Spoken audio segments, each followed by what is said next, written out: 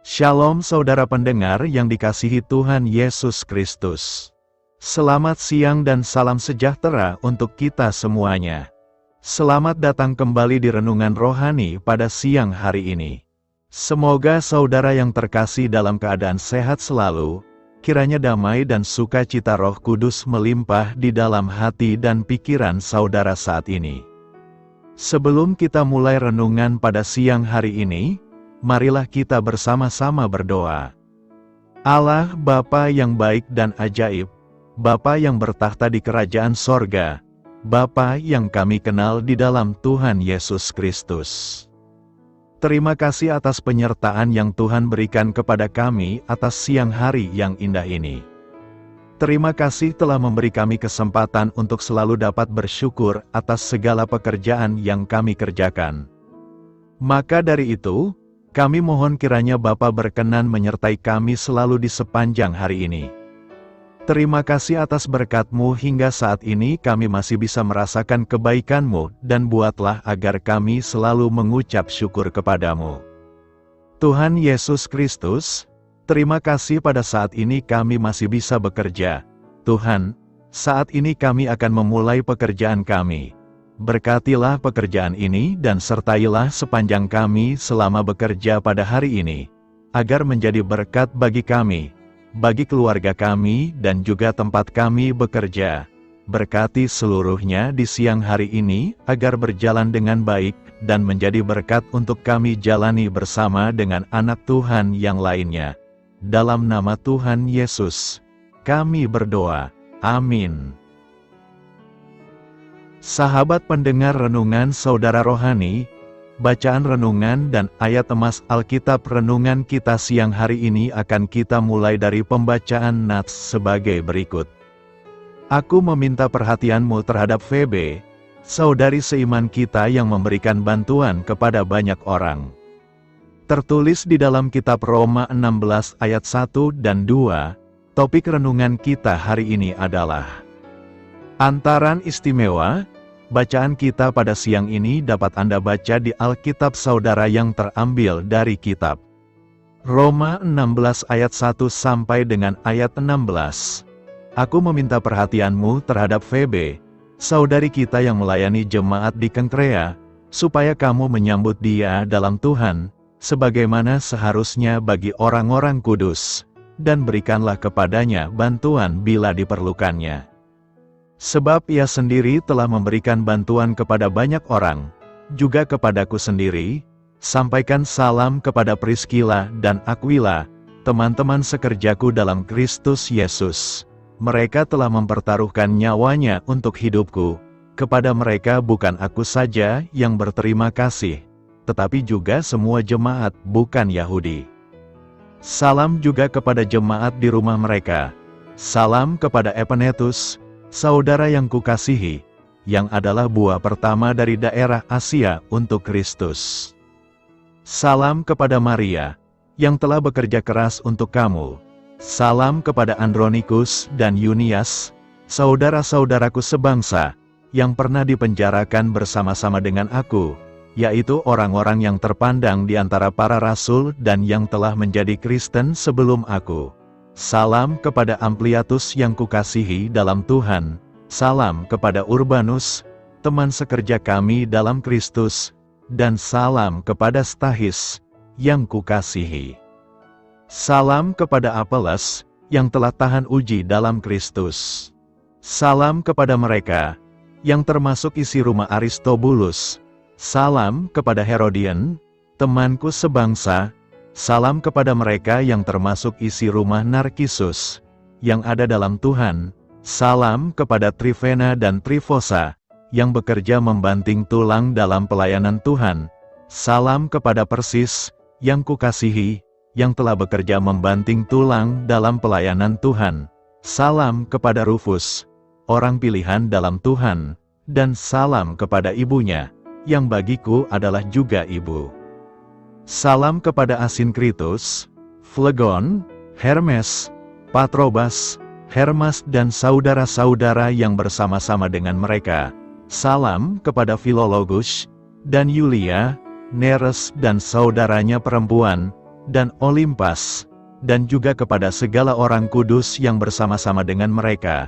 Bersalam-salamlah kamu dengan cium kudus. Salam kepada kamu dari semua jemaat Kristus. Kata mutiara renungan kita hari ini adalah, kita melayani Allah dengan membagikan firman-Nya kepada orang lain. Mari kita mulai renungan siang kita. Baiklah, mari kita mulai segmen kisah inspiratif. Pada saat sebuah surat istimewa diantarkan kepada kita, biasanya hal itu berarti bahwa kita menerima sesuatu yang sangat penting. Menurut para ahli Alkitab, Febe adalah salah satu petugas pengantar surat yang isinya tak terhingga nilainya untuk gereja di Roma. Surat Paulus kepada jemaat di Roma itu merupakan karya agung doktrinal Paulus yang diinspirasikan oleh Roh Kudus. Surat tersebut memaparkan bagaimana orang-orang yang terhilang serta berdosa dapat menemukan kembali penebusan melalui iman kepada kematian dan kebangkitan Yesus Kristus. Nama Febe memiliki arti, terang dan bersinar. Ia bertempat tinggal di Kenkrea, yaitu sebuah desa pelabuhan di sebelah timur Korintus, tempat Paulus mengadakan perhentian pada saat ia melakukan perjalanan misinya yang ketiga. Karena kebaikan Febe kepadanya itulah, Paulus kemudian menulis surat kepada jemaat di Roma demikian, "Aku meminta perhatianmu terhadap Febe, saudari seiman kita yang melayani jemaat di Kenkrea. Berikanlah kepadanya bantuan bila diperlukannya, sebab ia sendiri telah memberikan bantuan kepada banyak orang, juga kepadaku sendiri. Febe telah membantu orang lain untuk bisa mendapatkan firman Allah."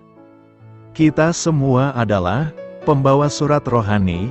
Kita memiliki kabar baik yang telah ditulis oleh Paulus beberapa abad yang telah lalu. Dan, seperti yang telah dilakukan Febe, kita juga harus membantu menyebarkan surat itu melalui kata-kata serta perbuatan kita kepada orang-orang di sekitar kita yang membutuhkan pesan yang menghidupkan itu. Injil yang membarui. Injil pasti mampu membawa pembaruan bagi setiap orang. Injil berkemampuan membuat seseorang mengalami perubahan hidup dari yang kurang mengenal kasih Tuhan menjadi orang yang mengenal Tuhan. Perikope khotbah ini bukan hanya terkenal, tetapi sangat penting. Dari sisi sejarah, Allah telah menggunakan teks ini untuk menobatkan Martin Luther, salah satu tokoh reformasi gereja di abad ke-16. Sekian lama berupaya untuk memperoleh kebenaran di hadapan Allah melalui perbuatan baik, tetapi tanpa kepastian dan kedamaian, Luther akhirnya menyadari bahwa kebenaran merupakan anugerah Allah bagi orang berdosa yang beriman kepada Yesus Kristus. Pembenaran adalah melalui iman. Dari sisi teologi, pembenaran melalui iman secara esensial membedakan iman Protestan dari Yudaisme, Roma Katolik, maupun agama-agama lain. Yang lain menambahkan perbuatan baik pada iman sebagai syarat untuk dibenarkan oleh Allah. Roma 1 ayat 16-17 menegaskan bahwa pembenaran hanya melalui iman. Bahkan dari sisi konteks surat Roma, teks ini juga memainkan peranan sentral.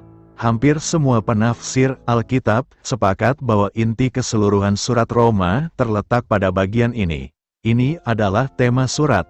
Bagian yang lain, terutama Roma 1 ayat 18-8 ayat 39, hanyalah penjelasan terhadap 1 ayat 16 dan 17. Timbul pertanyaan kita sekarang, mengapa Injil itu mampu membawa pembaruan bagi kita? Ada beberapa alasan mengapa Injil itu mampu membarui kehidupan kita, yakni: pertama, karena Injil itu mampu membawa kita kepada keyakinan. Kata sambung, sebab, di awal bagian ini menunjukkan bahwa ayat 16a merupakan alasan tambahan bagi kerinduan Paulus untuk berkunjung ke Roma. Selain karena dia merasa berhutang kepada orang-orang Yahudi maupun non-Yahudi, dia juga mempunyai keyakinan yang kokoh dalam Injil. Secara lebih harfiah, ayat ini berbunyi, "Sebab aku tidak malu terhadap Injil." Pernyataan ini menarik untuk dikaji lebih dalam. Mengapa Paulus perlu mengungkapkan bahwa dia tidak malu terhadap Injil? Hal ini menyiratkan ada alasan atau situasi tertentu yang bisa membuat seseorang malu terhadap Injil. Yesus Kristus sendiri pernah memperingatkan para pengikutnya untuk tidak malu karena dia atau perkataannya. Paulus menasihati Timotius untuk menjadi seorang pekerja yang tidak usah malu, yang berterus terang memberitakan perkataan kebenaran itu. Ada makna malu yang dimaksud Paulus dalam teks ini, yaitu malu di sini tentu saja mencakup perasaan seseorang secara psikologis. Ada orang yang merasa malu mengungkapkan keyakinannya di depan publik atau orang lain. Dia mungkin beranggapan bahwa berita Injil terkesan terlalu sederhana, bahkan aneh. Di telinga orang-orang Yahudi berita Injil terdengar sebagai batu sandungan, sedangkan di telinga orang-orang non-Yahudi sebagai kebodohan. Bagaimana seorang Mesias yang diharapkan akan datang untuk menyelamatkan bangsa Israel justru tidak mampu menyelamatkan dirinya sendiri? Bagaimana mungkin seorang dewa yang menjadi manusia justru mati secara hina dan mengerikan di atas kayu salib? Malu dalam kaitan dengan Injil sebenarnya lebih daripada sekadar perasaan. Konsep malu ini juga harus dipahami secara sosial, dalam konteks budaya Mediterranean kuno yang mengedepankan rasa hormat honor dan rasa malu same. Secara khusus hal ini berhubungan dengan penolakan, penghinaan, dan penganiayaan yang bisa saja diterima oleh orang-orang Kristen maupun para pemberita Injil. Dugaan ini didukung oleh konteks dari nasihat Yesus Kristus maupun Paulus. Keduanya sama-sama memberikan peringatan untuk tidak malu terhadap Injil dalam konteks penganiayaan. Ada resiko yang mungkin menyertai pemberitaan Injil, resiko yang membuat seseorang serasa ditimpa aib di dalam masyarakat. Bagi Paulus sendiri, memberitakan Injil di kota Roma merupakan sebuah tantangan baru yang lebih besar. Dia tidak pernah menjejakkan kaki di kota ini sebelumnya. Sebagai ibu kota Kekaisaran Romawi, kota Roma sekaligus menjadi pusat kebudayaan, ekonomi, dan keagamaan. Ada banyak orang pintar, kaya, dan berpengaruh di sana. Jikalau di kota-kota lain yang tidak sebesar Roma saja, Paulus sering menerima penolakan, bahkan penganiayaan. Alasan apa yang membuat dia begitu berhasrat ke Roma? Bukankah kemungkinan untuk ditentang di sana semakin besar?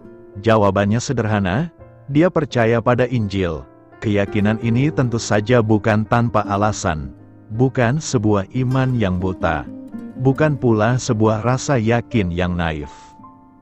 Kedua, karena Injil adalah kekuatan Allah, keyakinan Paulus terhadap Injil langsung diikuti oleh alasan di baliknya.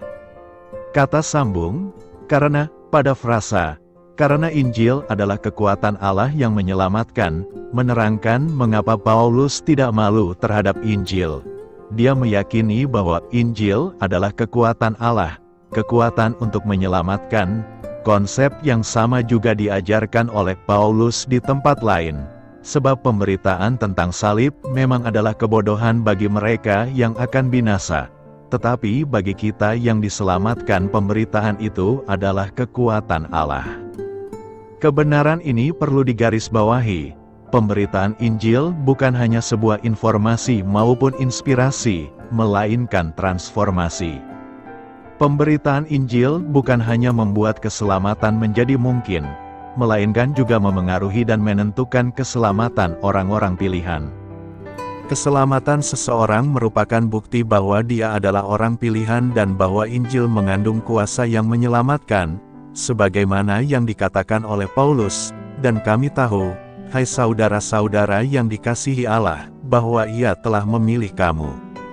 Sebab Injil yang kami beritakan bukan disampaikan kepada kamu dengan kata-kata saja, tetapi juga dengan kekuatan oleh Roh Kudus dan dengan suatu kepastian yang kokoh. Ketiga, karena kekuatan ilahi yang menyelamatkan ini diterima seseorang melalui iman. Roma 1 ayat 16b berbunyi, karena Injil adalah kekuatan Allah yang menyelamatkan setiap orang yang percaya, pertama-tama orang Yahudi, tetapi juga orang Yunani. Poin ini tampaknya mendapatkan penekanan di 1 ayat 16 dan 17.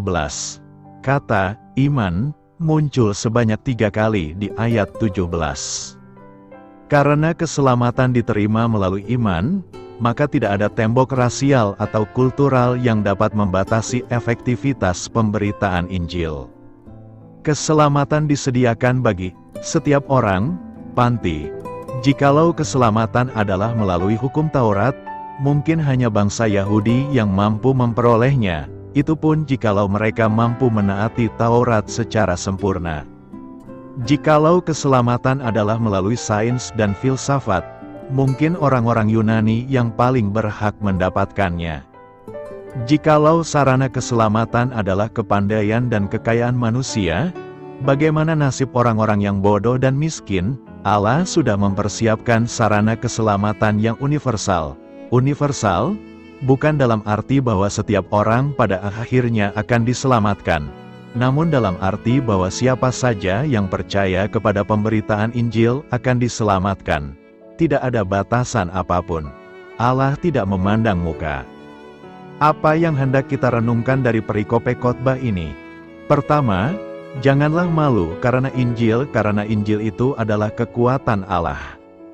Kita harus meletakkan alasan mendasar hanya pada Injil yang menyelamat jemaatnya. Sebab kita tidak boleh merasa malu karena Injil itu sendiri.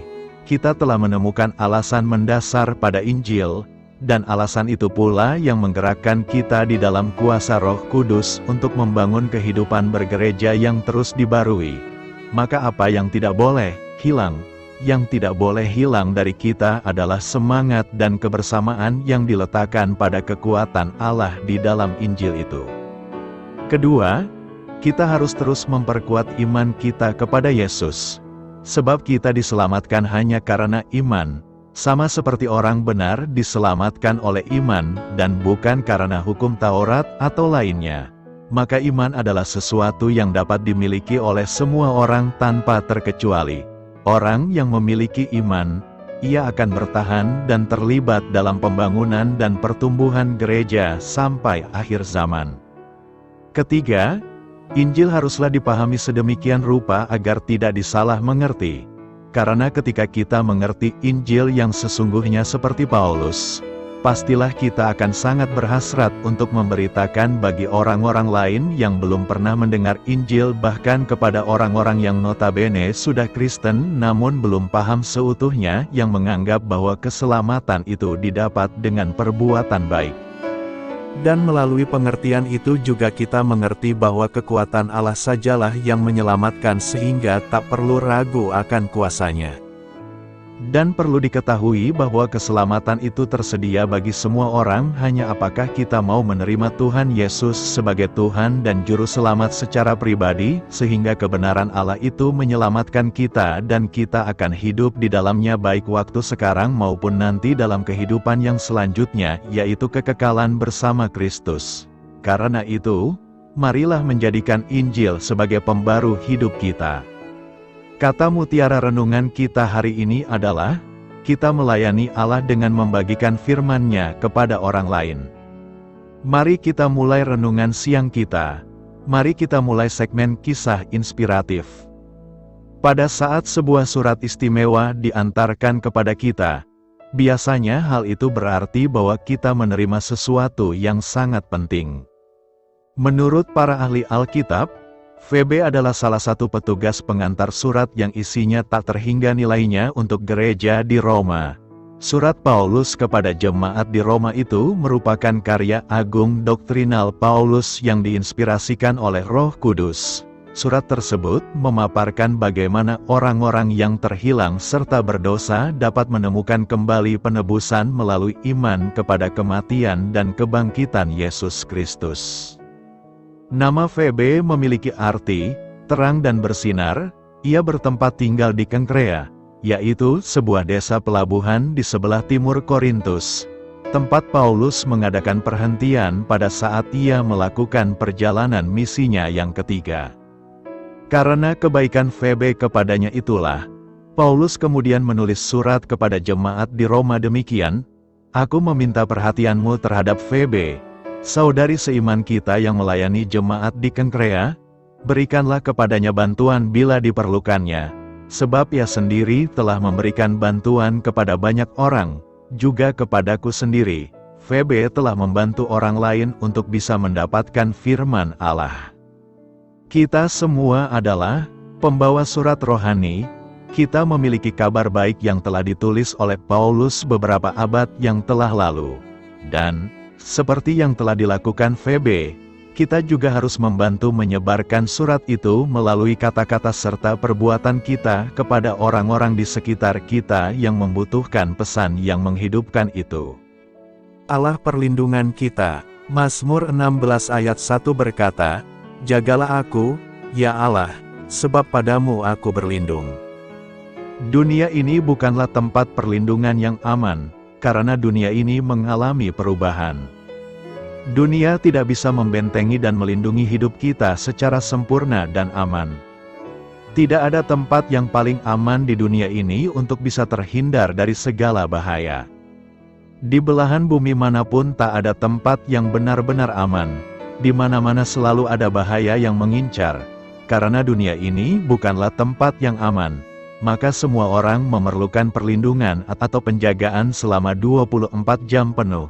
Para pemimpin negara, raja-raja, selebritis terkenal atau para jutawan, dimanapun berada dan kemanapun pergi selalu ditemani oleh pengawal atau bodyguard yang bertugas untuk menjaga dan melindungi, meski penjagaan dan perlindungan mereka sangat terbatas.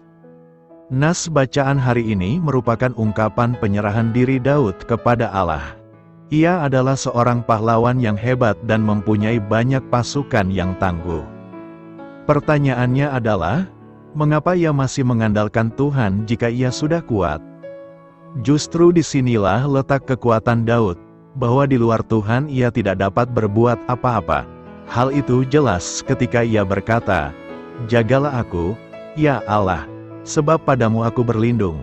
Meskipun Daud dan pasukannya sudah sangat kuat pada saat itu, namun ia masih mengandalkan Tuhan di luar batas kemampuannya. Ia merasa tidak bisa berbuat tanpa penyertaan Tuhan. Ia merasa lemah dalam peperangan tanpa Tuhan. Karena itu ia selalu merasa membutuhkan perlindungan Tuhan. Kita mesti sadar bahwa semakin banyak hal yang kita kerjakan, makin banyak pula waktu bagi kita untuk membutuhkan Tuhan. Daud memiliki segalanya, tetapi ia merasa hidupnya belumlah lengkap tanpa kehadiran Tuhan. Ia selalu mencari Tuhan karena ia membutuhkan Tuhan untuk menjaganya. Bagaimana dengan kita?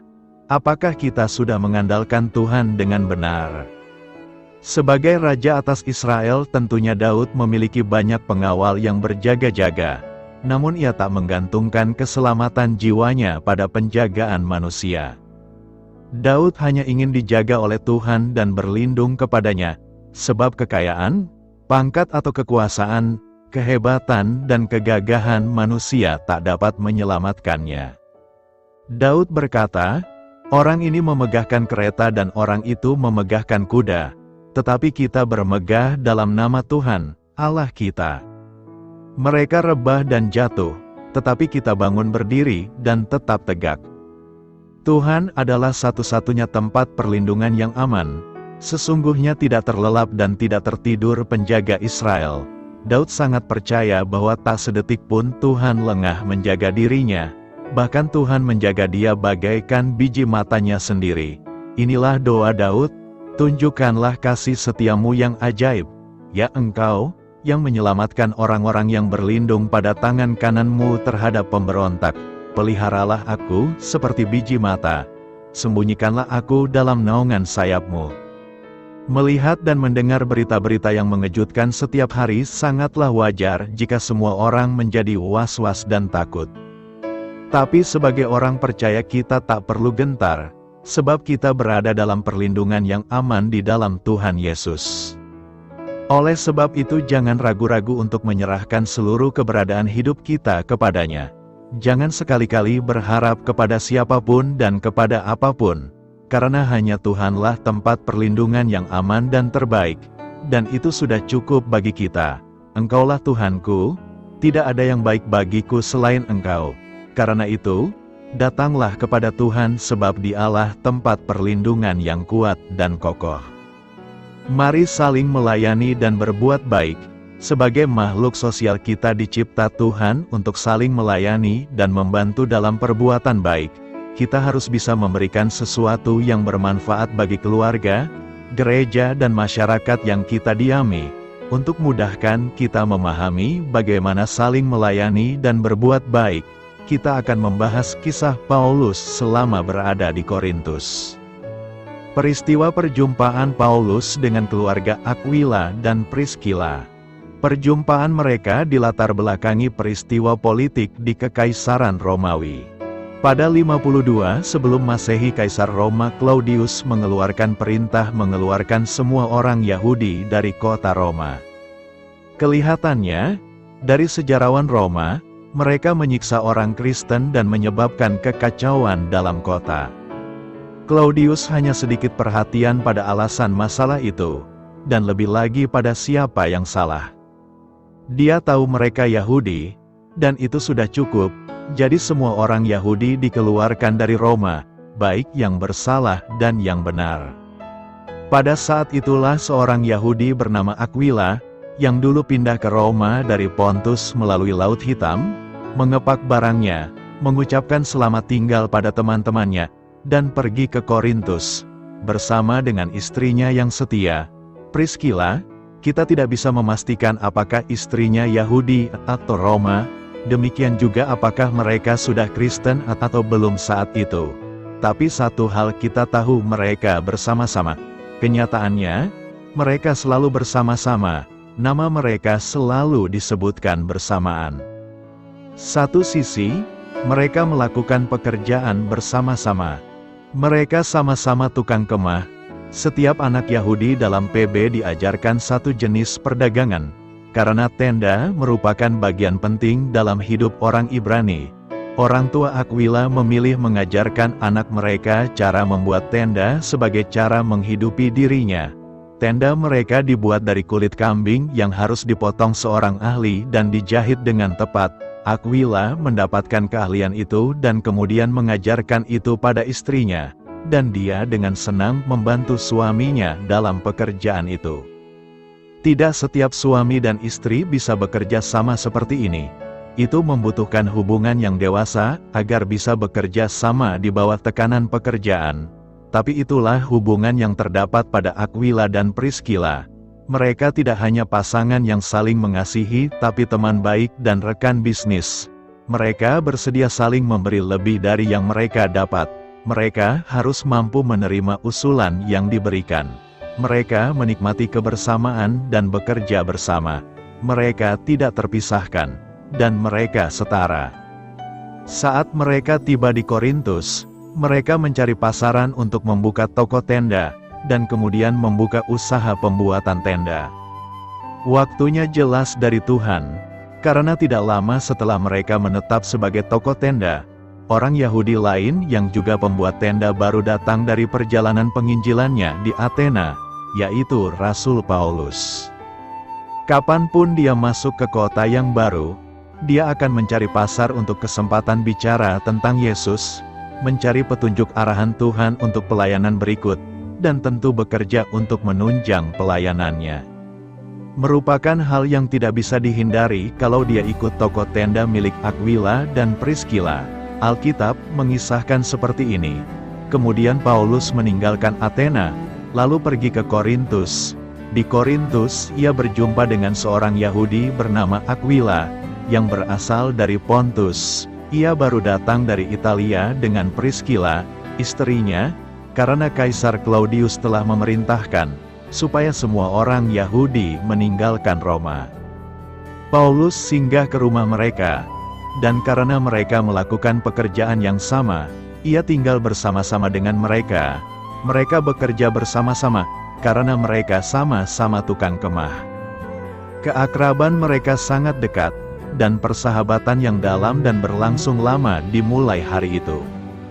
Paulus bekerja di toko mereka, dan hidup bersama mereka selama dia tinggal di Korintus.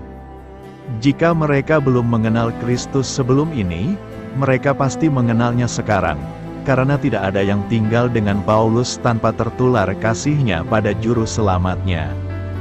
Mereka hidup bersama-sama, bekerja bersama-sama, dan menderita pengusiran bersama-sama, dan juga mengenal Kristus bersama-sama, dan itulah yang membuat pernikahan mereka lengkap.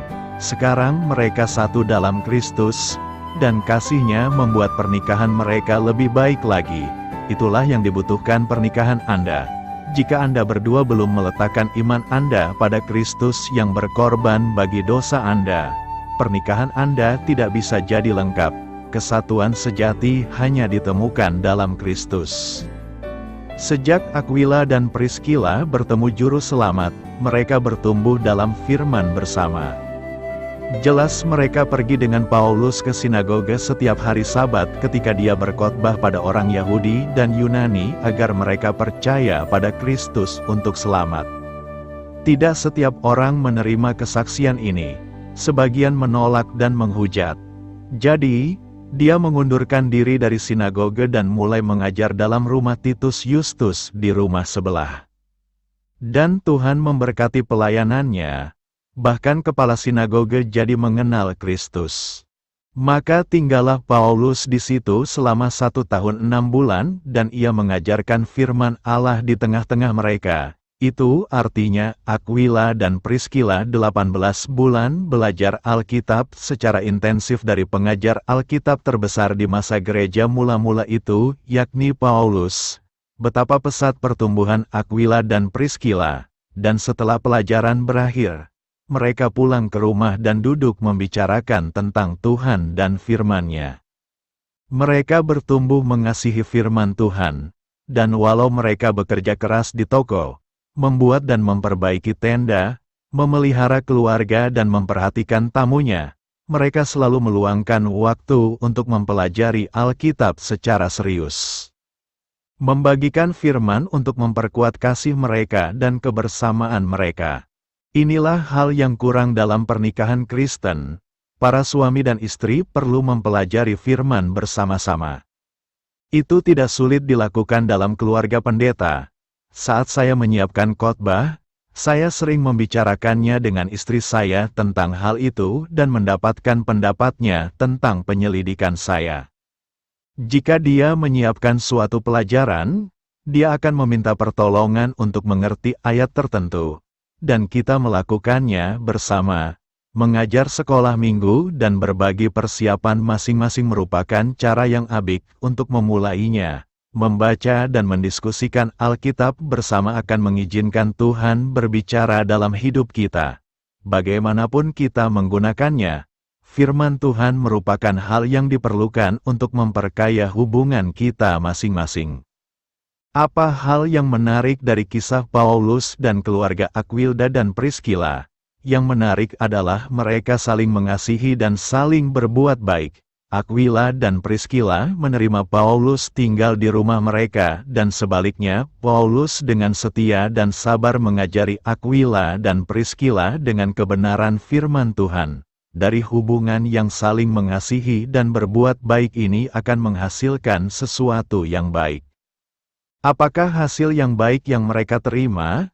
Pertama, keluarga Aquila dan Priscilla mengalami pembaruan. Aquila dan Priscilla adalah orang yang sudah percaya kepada Yesus Kristus, sebelum mereka bertemu dengan Rasul Paulus di Korintus. Mereka berada di Korintus oleh karena perintah Kaisar Claudius, supaya semua orang Yahudi keluar dari Roma. Kemungkinan besar mereka berada di Yerusalem pada hari Pentakosta dan mengalami pertobatan dan pembaruan saat itu. Akan tetapi, juga mereka banyak mendapat pengajaran firman selama bersama-sama dengan Paulus di rumah mereka di Korintus. Yang pasti firman Tuhan semakin meneguhkan iman dan membarui hati mereka. Pertobatan merubah orientasi hidup yang bersifat antroposentris berpusat pada manusia menjadi teosentris berpusat atau tunduk kepada Allah. Kedua, keluarga Aquila dan Priscilla menjadi keluarga yang siap melayani. Pelayanan Aquila dan Priscilla sangat penting kita perhatikan. Mengapa? A. Karena mereka selalu melayani secara bersama-sama. Jika kita memperhatikan Alkitab, setiap kali kita membaca tentang Aquila dan Priscilla, mereka selalu disebutkan bersama-sama. Ini menunjukkan bahwa keduanya adalah satu tim yang kompak, sehati dan setujuan. Kenyataan ini menunjukkan bahwa suami istri dapat menjadi satu tim, satu kekuatan dalam melayani Tuhan. Salah satu ukuran keberhasilan sebuah keluarga Kristen terletak pada kebersamaan dalam melayani Tuhan. B. Mereka melayani dengan apa yang ada pada mereka. Profesi atau keahlian mereka adalah tukang kemah atau pembuat tenda. Mereka menekuni profesi itu. Namun demikian, mereka tahu bahwa profesi atau keahlian yang ada harus dipakai untuk melaksanakan misi Tuhan, yakni memenangkan jiwa. Selain itu, rumah mereka juga terbuka bagi Paulus hamba Tuhan, tetapi juga bagi jemaat.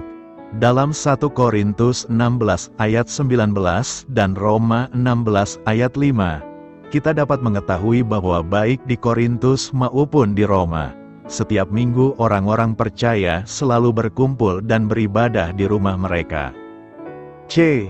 Mereka melayani di tempat dimanapun mereka berada. Pada waktu Aquila dan Priscilla membentuk rumah tangga di Roma, mungkin mereka ingin menetap di sana seumur hidup. Namun, mereka harus berpindah dari Roma ke Korintus.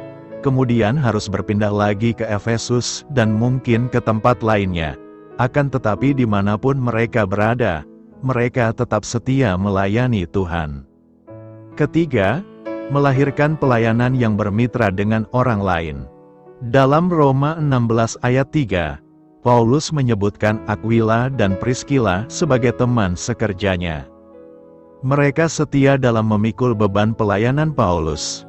Bahkan dalam Roma 16 ayat 4, Aquila dan Priscilla bersedia mempertaruhkan nyawanya untuk mendukung pelayanan Paulus. Mereka juga menolong seorang hamba Tuhan yang masih memiliki kekurangan pemahaman teologis, yaitu Apolos. Setelah itu Apolos dapat melayani dan menjadi berkat besar bagi orang-orang di Akhaya. Keluarga Aquila dan Priscilla adalah keluarga yang membangun kemitraan dengan orang lain, baik hamba Tuhan maupun jemaat Tuhan.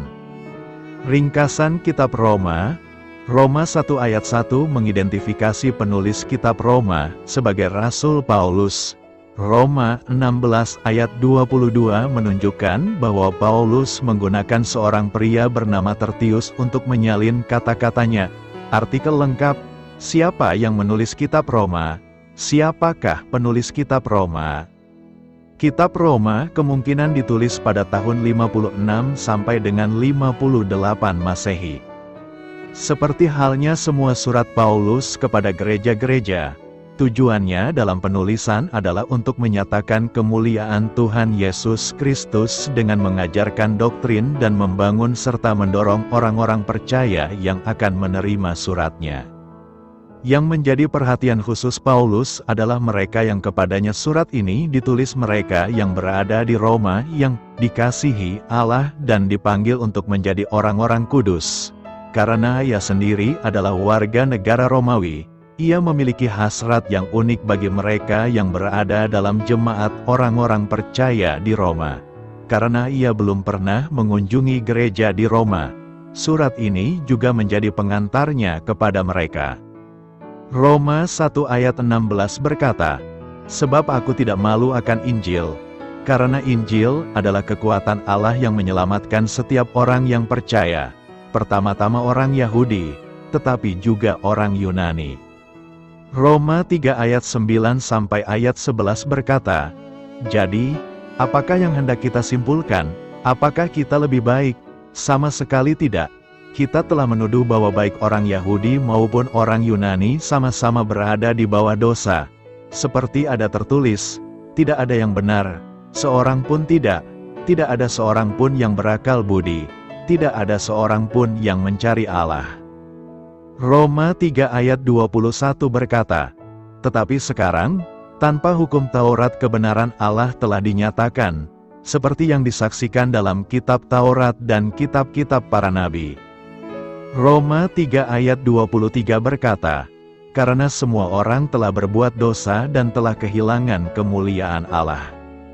Roma 5 ayat 8 berkata, "Akan tetapi Allah menunjukkan kasih-Nya kepada kita, oleh karena Kristus telah mati untuk kita, ketika kita masih berdosa." Roma 6 ayat 23 berkata, "Karena upah dosa ialah maut, tetapi karunia Allah ialah hidup yang kekal dalam Kristus Yesus, Tuhan kita." Roma 8 ayat 9 berkata, "Tetapi kamu tidak hidup dalam daging, melainkan dalam roh, jika memang roh Allah diam di dalam kamu. Tetapi jika orang tidak memiliki roh Kristus, ia bukan milik Kristus." Roma 8 ayat 28 berkata, "Kita tahu sekarang, bahwa Allah turut bekerja dalam segala sesuatu untuk mendatangkan kebaikan bagi mereka yang mengasihi Dia, yaitu mereka yang terpanggil sesuai dengan rencananya." Roma 8 ayat 37-39 berkata, "Sebab aku yakin, bahwa baik maut, maupun hidup, baik malaikat-malaikat, maupun pemerintah-pemerintah, baik yang ada sekarang, maupun yang akan datang, atau kuasa-kuasa, baik yang di atas, maupun yang di bawah, ataupun sesuatu makhluk lain, tidak akan dapat memisahkan kita dari kasih Allah, yang ada dalam Kristus Yesus, Tuhan kita."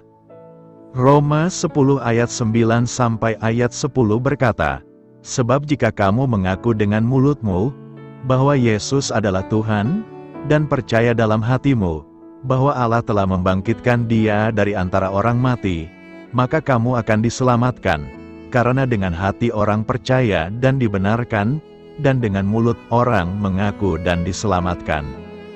Roma 12 ayat 1 berkata, "Karena itu aku menasihati kamu, saudara-saudara, demi kemurahan Allah, supaya kamu mempersembahkan tubuhmu sebagai persembahan yang hidup, yang kudus dan yang berkenan kepada Allah. Itulah ibadahmu yang sejati." Roma 12 ayat 19 berkata, "Janganlah kamu menuntut pembalasan, saudara-saudaraku, tetapi biarlah murka Allah berkenan kepada kamu. Sebab ada tertulis pembalasan adalah hakku, dan akulah yang akan menuntut pembalasan, firman Tuhan." Roma 16 ayat 17 berkata, "Aku menasihati kamu, saudara-saudara, supaya kamu waspada terhadap mereka yang menimbulkan perpecahan dan yang menghalangi jalanmu dengan ajaran yang telah kamu terima. Jauhilah mereka." Paulus sangat gembira karena akhirnya dapat melayani di gereja ini, dan semua orang menyadari fakta itu. Surat kepada jemaat di Roma ditulis dari Korintus sebelum perjalanan Paulus ke Yerusalem untuk menyampaikan sedekah yang telah diberikan bagi orang-orang miskin di sana. Dia bermaksud pergi ke Roma dan kemudian ke Spanyol, tetapi rencananya terganggu ketika dia ditangkap di Yerusalem. Dia akhirnya akan pergi ke Roma sebagai tahanan, Febe, yang merupakan anggota gereja di Kengkrea dekat Korintus. Kemungkinan besar membawa surat itu ke Roma. Kitab Roma terutama merupakan karya doktrin dan dapat dibagi menjadi 4 bagian. Kebenaran yang dibutuhkan tertulis di dalam Roma 1 ayat 18 sampai dengan Roma 3 ayat 20. Kebenaran yang disediakan tertulis di dalam Roma 3 ayat 21 sampai dengan Roma 8 ayat 39. Kebenaran yang dibenarkan tertulis di dalam Roma 9 ayat 1 sampai dengan Roma 11 ayat 36. Kebenaran yang dipraktikkan tertulis di dalam Roma 12 ayat 1 sampai dengan Roma 15 ayat 13. Tema utama surat ini tentu saja jelas kebenaran. Dibimbing oleh Roh Kudus, Paulus pertama-tama mengutuk semua orang atas keberdosaan mereka. Dia mengungkapkan keinginannya untuk mengkhotbahkan kebenaran firman Tuhan kepada mereka yang ada di Roma. Harapannya adalah untuk memiliki kepastian bahwa mereka tetap berada di jalan yang benar. Dia dengan tegas menunjukkan bahwa dia tidak malu akan Injil. Karena itu adalah kuasa yang dengannya setiap orang diselamatkan. Kitab Roma memberitahu kita tentang Tuhan, siapa Dia dan apa yang telah Dia lakukan. Itu memberitahu kita tentang Yesus Kristus, apa yang dicapai kematiannya, Itu memberitahu kita tentang diri kita sendiri, seperti apa kita tanpa Kristus dan siapa kita setelah percaya kepada Kristus. Paulus menunjukkan bahwa Tuhan tidak menuntut manusia untuk meluruskan hidup mereka sebelum datang kepada Kristus. Sementara kita masih berdosa, Kristus mati di kayu salib untuk dosa-dosa kita. Paulus menggunakan beberapa orang dan peristiwa Perjanjian Lama sebagai ilustrasi dari kebenaran yang mulia dalam kitab Roma. Abraham percaya dan kebenaran diperhitungkan kepadanya oleh imannya, bukan oleh perbuatannya. Dalam Roma 4 ayat 6 sampai ayat 9, Paulus merujuk pada Daud yang mengulangi kebenaran yang sama. Berbahagialah orang yang diampuni pelanggarannya, yang dosanya ditutupi. Berbahagialah orang yang dosanya tidak diperhitungkan Tuhan kepadanya. Paulus menggunakan Adam untuk menjelaskan kepada jemaat di Roma tentang doktrin dosa warisan, dan ia menggunakan kisah Sarah dan Ishak, anak perjanjian, untuk menggambarkan asas orang Kristen sebagai anak-anak janji kasih karunia ilahi Allah melalui Kristus. Dalam pasal 9-11, Paulus menceritakan sejarah bangsa Israel dan menyatakan bahwa Allah tidak sepenuhnya dan akhirnya menolak Israel, tetapi telah membiarkan mereka tersandung, hanya sampai jumlah penuh orang-orang bukan Yahudi akan dibawa kepada keselamatan. Kitab Roma menjelaskan dengan jelas bahwa tidak ada yang dapat kita lakukan untuk menyelamatkan diri kita sendiri. Setiap perbuatan baik yang pernah kita lakukan adalah seperti kain kotor di hadapan Allah. Begitu matinya kita dalam pelanggaran dan dosa-dosa kita, sehingga hanya kasih karunia dan belas kasihan Allah yang dapat menyelamatkan kita. Allah mengungkapkan kasih karunia dan belas kasihan itu dengan mengutus anaknya, Yesus Kristus, untuk mati di kayu salib menggantikan kita. Ketika kita menyerahkan hidup kita kepada Kristus, kita tidak lagi dikendalikan oleh sifat dosa kita, tetapi kita dikendalikan oleh Roh. Jika kita mengakui bahwa Yesus adalah Tuhan, dan percaya bahwa Dia telah bangkit dari antara orang mati, kita diselamatkan, dilahirkan kembali. Kita perlu menjalani hidup kita sebagai persembahan kepada Tuhan sebagai korban yang hidup baginya. Menyembah Tuhan yang telah menyelamatkan kita seharusnya menjadi keinginan kita yang tertinggi. Mungkin penerapan terbaik dari kitab Roma adalah menerapkan Roma 1 ayat 16 dan tidak malu akan Injil. Sebaliknya, marilah kita semua setia dalam memberitakannya. Selamat berkarya untuk Tuhan, selamat memulai karya dalam minggu ini untuk Tuhan. Doa saya menyertai saudara sekalian. Saya memberkati Anda agar sewaktu Anda mencarinya dari Dia, Bapa Surgawi Anda akan memberikan bagi Anda roti harian Anda. Dalam nama Yesus Kristus, Tuhan yang berkuasa atas alam semesta dan menuntun kita kepada iman yang menyelamatkan, Tuhan Yesus menyertai senantiasa. Tuhan memberkati. Amin.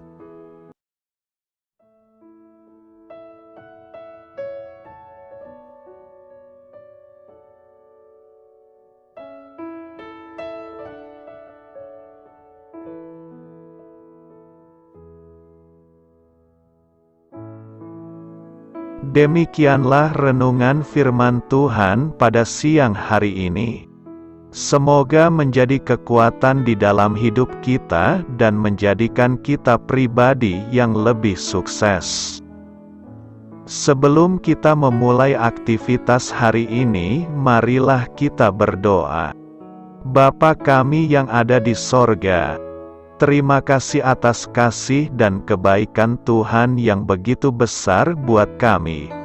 Tuntunlah perbuatanku agar di sepanjang hari ini saya bisa bekerja sebaik-baiknya, tidak pernah jemu menolong sesama, selalu ramah dan tahu terima kasih, menghayati iman dan mengamalkannya dengan sekuat tenagaku. Semua ini saya sampaikan kepadamu, dengan pengantaraan Kristus, Tuhan kami. Allah, Bapa kami, Kami bersyukur kepadamu, bahwa dengan bekerja kami boleh ambil bagian di dalam karya-Mu mensejahterakan dan membahagiakan umat manusia. Kami mohon bimbingan-Mu dalam melaksanakan pekerjaan kami hari ini. Bimbinglah kami agar sanggup bekerja dengan semangat kasih, dengan riang, rajin dan jujur. Terima kasih, Tuhan. Amin. Dalam nama Tuhan Yesus Kristus Tuhan dan Juru Selamat kami, Bapa kami yang baik, kami mengucap syukur dan berdoa. Amin.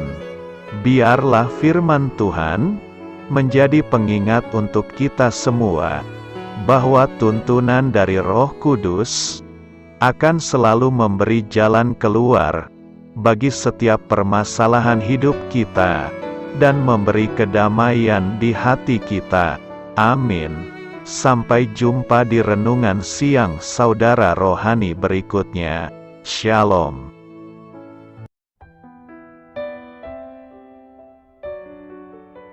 Halo untuk semua pendengar saudara rohani yang terkasih di dalam nama Tuhan Yesus Kristus dimanapun berada. Mari dukung kami, tim redaksi Renungan Harian Saudara Rohani, dengan cara memberikan bantuan, kritik dan masukan.